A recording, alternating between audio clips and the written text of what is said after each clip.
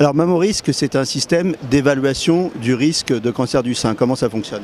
Exactement, c'est un système qui comporte 2 modules.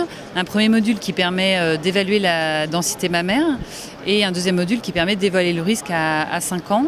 Le tout ayant été développé avec Gustave Roussy. On est une société issue de ce centre de lutte contre le cancer. Donc au niveau de la méthode, pour évaluer la densité mammaire, on utilise une base de données d'images qui a été cotée par un consensus de radiologues. Et quand une nouvelle image arrive, on va chercher ses voisines au sein de cette base de données d'images pour en déduire la densité.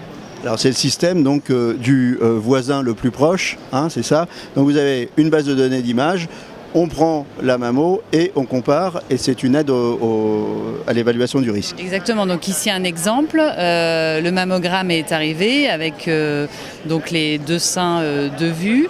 On va chercher dans notre base de données les images la plus proche. Là, on tire donc 12 images qui ont, comme je l'ai dit précédemment, été cotées par un consensus de radiologues. On fait un calcul qui est la médiane de la densité et on obtient une catégorie qui va pouvoir être intégrée dans le score de risque. Alors derrière, comment on évalue justement ce score de risque et quelles conclusions on en tire? Alors donc le risque, la méthode utilise également la méthode de data mining des voisins les plus proches. On a développé cette méthode et validé cette méthode sur une population d'1 million de femmes du dépistage américain. Puis on l'a validé également sur une population du dépistage français de 300 000 femmes.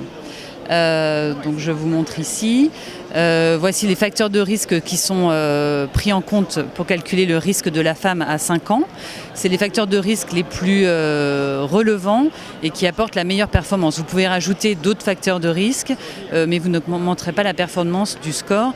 L'idée étant d'avoir une méthode qui soit facilement implémentable dans la pratique du radiologue. Voilà, il y a un nombre de facteurs limité, mais qui permet d'avoir une bonne performance. Alors, ici, on a les coupes du risque.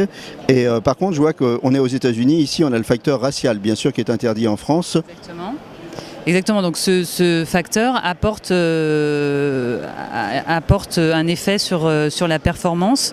Malheureusement, effectivement, c'est un facteur qu'on ne peut pas mesurer en France. Et de tout ça, donc, on va tirer un protocole de visite. Exactement, donc on donne un risque que le médecin va voir qui ne sera pas forcément donné à la patiente, parce qu'on a fait quelques études et voilà, c'est pas forcément parlant. Par contre, de ce risque, on tire une catégorie, donc on a des catégories limitées qui correspondent au risque moyen de la femme, une catégorie intermédiaire, élevée et très élevée, et suivant cette catégorie, on va pouvoir proposer tel ou tel dépistage. Sachant qu'ici, on est dans une catégorie élevée, donc on pourrait proposer une mammographie tous les ans à partir de 40 ans, et si la femme a les seins denses, ce qui n'est pas le cas ici, si la femme a des seins denses, une échographie. C'est un outil en fait qui va aider aussi le généraliste à suivre sa patiente, c'est ça?